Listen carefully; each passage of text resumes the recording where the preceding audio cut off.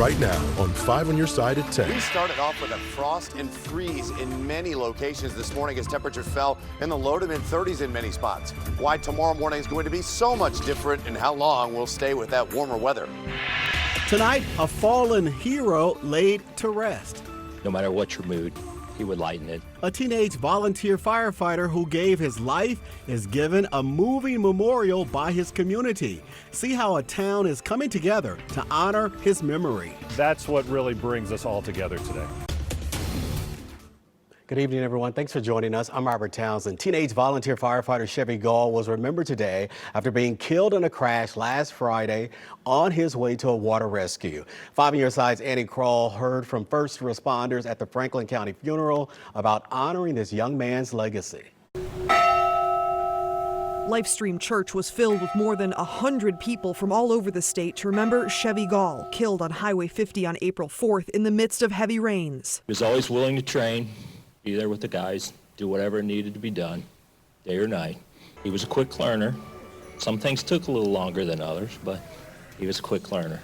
Besides being a firefighter with the Beaufort-Leslie Fire Protection District since November, the 16-year-old was also enrolled in vocational training at Four Rivers Career Center. It was hard to ignore the words repeated over and over again about what a kind and good person Gall was and how he gave his life in service of others at such a young age. Our last day together, Chevy showed up at the firehouse. We had a PR event at one of the local elementary schools. So we set up a table inside, and we had our breathing apparatus, our gear spread out. He was the guy that stood at the front of the table explaining his breathing apparatus and his gear to all the kids. Nobody had to tell him to do it.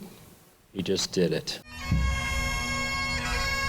The Union High School student always wanted to be a firefighter, the family business in a way for generations as they sat arm in arm. For me personally, if something were to ever happen to me, I know that the same support would be there for my family, and that's really what makes the fire service a family. It's not just the firefighters and paramedics that are working, it's the wives, the spouses, the sons and daughters. We all are in that same family of the fire service. On Saturday, Governor Mike Kehoe ordered many flags be flown at half staff. The governor saying, quote, Chevy went through training and embraced the fire service with enthusiasm, seriousness, and dedication. Annie Krall, 5 on your side. Developing tonight, police are investigating a downtown gunfight that ended near Busch Stadium just hours before today's Cardinals game. Officers responding to 10th and Olive around 11 this morning. Police say 2 men at a nearby smoke shop there got into a fight and started shooting at each other. Nobody was injured. Witnesses say something needs to be done to protect downtown. I love St. Louis, and I really think when the state takes back over the police department, it's going to make it a lot better because it's going to be more accountability, and we're going to start to get some of this stuff under control because it's just wild. And we need more officers. We don't have enough officers down here. Police say they arrested the main aggressor in the crime. Right now, the Missouri State Highway Patrol is investigating a deadly multi-car crash in O'Fallon. This happened on Interstate 70 near T.R. Hughes Boulevard. Troopers tell us one person died after 3 vehicles crashed in the eastbound lanes. The crash closed those lanes for more than an hour. MSHP has not told us the cause of the crash or exactly how many people were involved. Turning now to the weather impact forecast. Meteorologist Gary Frank joining us now after a nice day. Finally hit the area. Hey, Gary. Yeah, good evening, Robert. As we continue to look outside, pretty quiet outside. And one of the main things you'll notice as you go step outside, if you've been outside in any capacity, it's not as chilly right now than it was yesterday at this time. We were really talking about the potential for frost or freeze in some cases, and that's absolutely not the case right now. There are a few more clouds that have settled in from the northwest, not too thick, but they'll enough act as an insulator to some degree. But temperature-wise, look locally, we're still in the mid-50s, and part of it as our wind is starting to pick up. Notice the transition of where that cold air was from Cincinnati, Nashville. That's a cold air mass that we had this morning, but we transitioned out of the day. 70s off to our west. We're going to be dealing with that tomorrow, and that's going to help us warm up nicely here over the next few hours. We're not going to drop all that much. I would be surprised, and there would be some spots that don't get into the 40s tonight. That's how warm it's going to be as we see a few more of those clouds by daybreak. I am optimistic that we're going to see a nice next few days, but we have a breezy Sunday. Mainly dry for now, a couple of light showers possible, but it's going to be warming up nicely overall. I don't have any more frost or freeze on the horizon, but I do want to talk about some warmer days, mix in some rain chances and what we're going to expect to finish the weekend. A mail mistake caught on camera this morning. A viewer sent us this video. It shows multiple packages fell out of a mail truck as it apparently ran a red light near 14th and Delmar. USPS confirms it's one of their trucks and says they're working to get every delivery back on schedule. This incident is still under investigation tonight. Hours ago, abortion opponents marched on the arch, vowing to continue the fight to end abortion. Missourians voted to reverse the state's abortion ban last November. Today's demonstration saw speeches from faith leaders and members of Senator Josh Hawley's team, all of whom say their mission is only getting harder and demanding more. Now more than ever, we who are pro-life must be bold. Now more than ever, we must explain to our fellow citizens why it is that every innocent unborn life deserves the full protection of the law. One abortion advocacy group responded to the march saying abortion bans, quote, violate the fundamental principle of church-state separation. Today, hundreds of people in Manchester helped fight food insecurity around the world. The group Feed My Starving Children held a food packing event at the Greensfield Recreation Complex.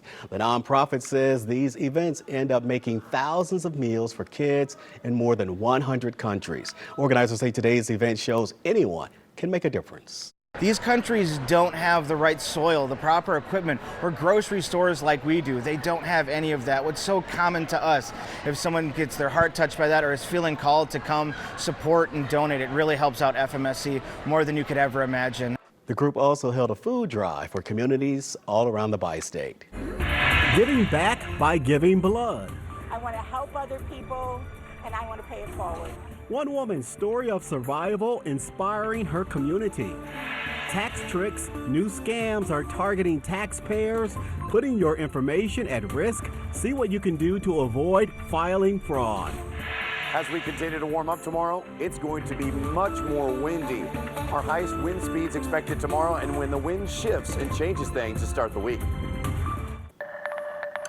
Tonight, a story of survival and selflessness. After beating cancer and receiving life-saving transfusions, one woman is giving back. 5 on your side's Travis Cummings went to South St. Louis County to see how Sally is now saving lives. How are you? It's more than a gathering. Spreading the word. It's a mission to give life. Words cannot describe it. I am so blessed beyond measure. At 70 years old, Sally Palazzola wears her smile like a badge of honor because behind it is a story of survival. 2 years ago, she beat stage 4 lymphoma. My sister, who's a nurse, I said to her, if I get out of this hospital, I want to pay it forward. Somebody's blood saved my life. And she kept that promise. I received over 19 units of blood, and that's what we're doing. So every year we've had a blood drive. This Saturday, her sister Sarah's front lawn in Malville transformed into something much bigger than a yard. It became a lifeline. Perfect. Friends, neighbors, and even total strangers lined up, boarding mobile donation buses parked right in the driveway. It's sickle cell, it's car accidents, it's cancer patients like myself, it's gunshot wounds. You need blood. Okay, so 45 people signed up to give blood today. That's not even including the walk-ins. 124 donations have come in over the last 3 years at this annual drive, and that altogether can help save the lives of about 372 people. It has built up over the past 3 years to the point that Impact Life is willing to accommodate them in her sister's yard here outside their house. I'm learning who my neighbors are. I have people who I don't even know that stop by, they see it, see the signs, see the buses. We can't lose her, and we almost did. Sally still faces health challenges, but she's not slowing down. She's determined to keep showing up for others. I want to help other people, and I want to pay it forward. Travis Cummings, 5 on your side. What an inspiring story. The mission goes beyond Sally's sister's yard. Impact Life has 4 donor locations in the St. Louis area. That includes St. Peter's, Fairview Heights, Crestwood, and Arnold. Now you can go there or visit their website. Well, we're watching a few clouds start to stream in from our west and northwest, but what will that mean for us into the overnight hours? We'll talk about the temperature differences and what we can expect overall. New tonight, egg prices are hitting a record high despite recent pushes to lower them. A dozen eggs now cost an average of $6.23. This comes after members of the Trump administration enacted plans to hopefully lower the prices. Now, within the last month, no egg farms have had a bird flu outbreak. New information tonight from the nation's capital. President Donald Trump says tech devices will not be impacted by his recent tariffs on China. That includes smartphones, computers, and TVs.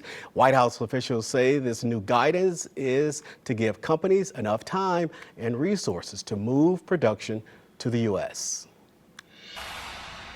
With only days until tax day, we're highlighting some of the biggest do's and don'ts for your filing season. Last night, we told you about how to stay safe from this year's most popular scams. Well, tonight, we're verifying what else you need to watch out for before Tuesday.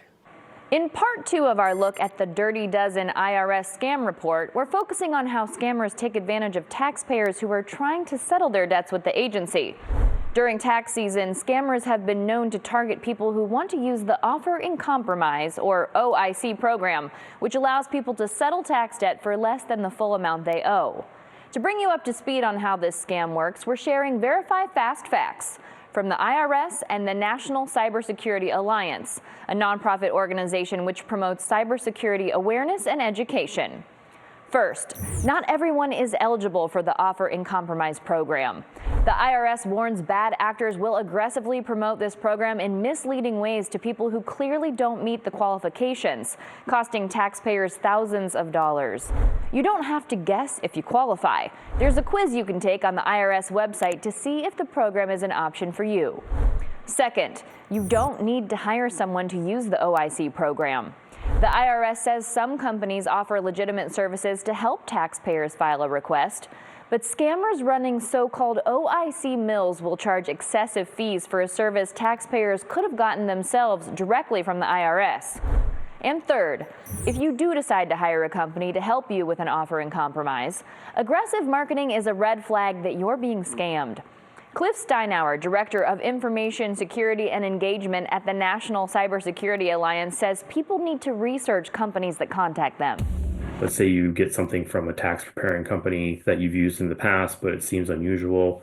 You can go to that company's website on your own without clicking on a link in an email or in a text message. You don't want to use links and information that come to you in a sketchy message. You want to go find the information on your own.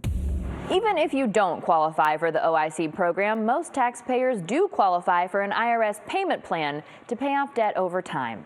You can learn more about this option at irs.gov. With your Verify Fast Facts, I'm Stephanie Haney. What would you like us to verify? Send your questions to verify@ksdk.com. Meteorologist Gary Frank joins us now with the weather impact forecast. And Gary, we are shaping up for a really nice summer-like Sunday tomorrow. Yeah, it's going to feel a little warmer tomorrow as we continue to see the breeze pick up here. Quiet conditions for now. We see clouds start to increase here over the next several hours, and you'll see that here coming from the northwest.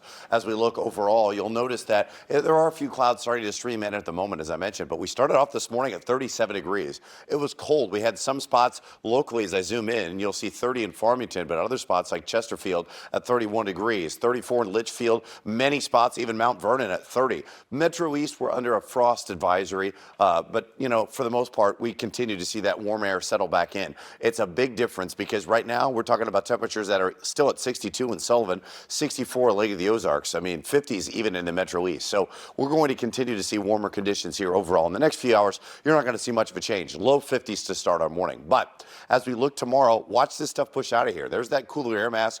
Watch where this warmth comes from.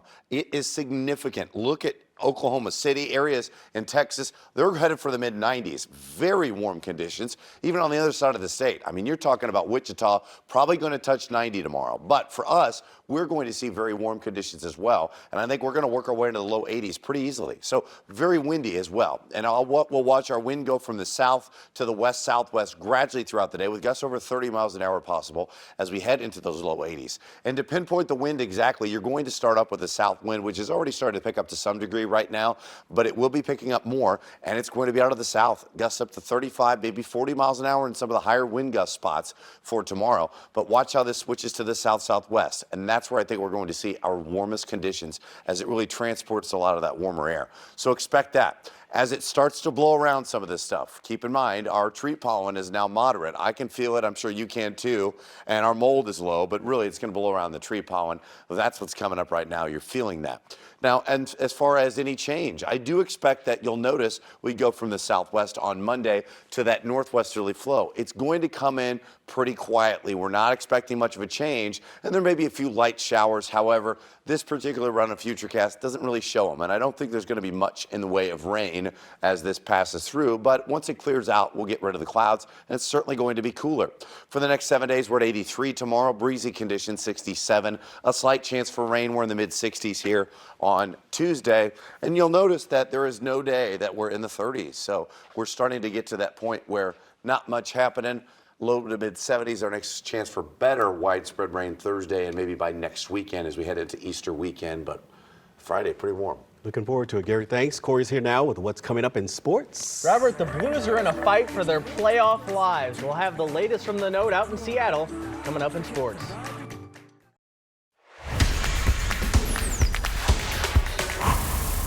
The NHL wildcard playoff race is nearing an end. Here's a look at where things stand tonight with the Blues 3 points up on Calgary. With 2 games left, the Blues control their own destiny, and the Kraken were tonight's test out in Seattle. Surprise! Look who it is. For the first time since March 5th, Colton Parayko is back in the Blues lineup, and not a moment too soon. Blues only had a couple of chances early on. Jordan Kyrou almost pulls off a great move, but he gets stuffed at the net. And in the second period, a familiar name deals the first blow. Jaden Schwartz beats Jordan Binnington to make it 1-0 Kraken. That is still the score right now in the second period. Frozen 4 national title game at Enterprise Center, Boston and Western Michigan. I was over there and the Bronco fans showed up in droves for this game. They love this. Wyatt Shingothi. A minute 30 in, Western Michigan up. The Broncos kept on scoring. Ty Hendricks made it 3-1. They win 6-2, and for the first time in their 50-plus year history, the Western Michigan Broncos are national champions. Lots of happy fans in downtown St. Louis tonight. The Cardinals started the day by adding Mason Wynn to the 10-day IL and taking Nolan Gorman off of it. They ended the day with a loss to the Phillies and a rare quiet day from the offense. Who doesn't love Pooches in the Park Day? I can't confirm they are all, in fact, good dogs. First bat of the day results in the defensive play of the day. Jordan Walker, diving, snow cone catch on the end of the glove. Nice play, Jordan. Here was the biggest hit of the day. Nick Castellanos doubles just out of reach of Victor Scott. That scored 2. Miles Michaelis was pretty good. 5 innings, 3 runs, 6 strikeouts. The Cardinals hit into 5 double plays today, though, and it ultimately doomed them. Philly wins 4-1. I thought, my results were easily a lot better than last time out, but I felt good about it. Today they just straight up beat us. We've done a better job of breaking games open there and throwing up some crooked numbers and getting base hits, and their starter did a really nice job of keeping us on the ground. This 5 on Your Side St. Louis City SC coverage is sponsored by Together Credit Union. CSC comes into tomorrow's match against Columbus at Energizer Park, tied for the fewest goals in the MLS this season. However, they are in the top half of the league in scoring attempts. Simply put, they're getting chances, just not converting. Coach knows that's a good sign that can hopefully get things going. I think to the most part of the season successfully. We had a couple of games where we haven't been happy, when we feel we've been dominated too much and the opponents have created more chances than us. In the majority of the games so far, we have created more chances than the opponents in various ways, through possession in a couple of games and through really good low defending in others. Round 3 at the Masters, and it was a tale of 2 men. Bryson DeChambeau had some magnificent moments in round 3, including this exclamation point to end things on 18. How about that for a birdie putt to shoot a 69 and move to 10 under? He was only topped by this man. Rory McIlroy started his day with 6 straight threes, including this eagle on number 2. No player has ever started a round at Augusta with 6 threes. He kept it up too. Here's his second shot on the par 5 15th, and it is an absolute thing of beauty. Sticks it close, he would convert his second eagle of the day and shoots a 66. Rory leads at 12 under heading into the final round. It will be Rory and Bryson in that final pair on Sunday, each going for his first green jacket. I think I am quite a sort of momentum player, so I have to, there is a balance though. You know, you have to sort of try to ride that momentum as much as you can, but then also temper it with a little bit of, you know, rationale and logic. And so it's a fine dance. Blues still down 1-0 in the second period in Seattle. It's technically not a must-win, but it's about as close to a must-win as you can get. They got to get some points. I mean, that's a close game. It's incredibly close in the standings in the game tonight. No room for error. They got to take matters into their own hands. Let's cross our fingers and hope they can pull it off. Hopefully. Corey, thank you. Gary, that weather is looking real good tomorrow. Yeah, it's looking pretty good. It's windy for everybody that's going to be kind of trying to get in that early round of golf before they come home and sit and watch the Masters. And I think that's going to be important to know. Starting off without frost or freeze, I do think we'll see a slight chance for rain as that front passes and our temps change. Better chance for rain as we head into Easter weekend. But overall, we're talking about that. I think listen to what Rory had to say as we get back to that, because we got another minute. I can continue to talk about this. You see what he's watching? He's watching Bridgerton and reading book. Well, you watched Zootopia with his daughter this morning. More and then, Pixar for Rory. I saw guess Bryson's watching James Bond. Yep. And he's kind of a Bond villain in this situation, right? He is. He's kind of, the whole world's rooting for Rory except for the little small facet, the YouTube kids golfers. Yeah, I know. There's some spice. There's some spice for sure. Yeah. This studio is rooting for Rory. Absolutely. I think that's definitely pretty fair. clear, yeah. All right. Well, that's 5 on your side at 10, everyone. Saturday Night Live is coming your way next. Enjoy your night. And make sure to start your day with Today in St. Louis, beginning at 6 a.m. Have a great tomorrow.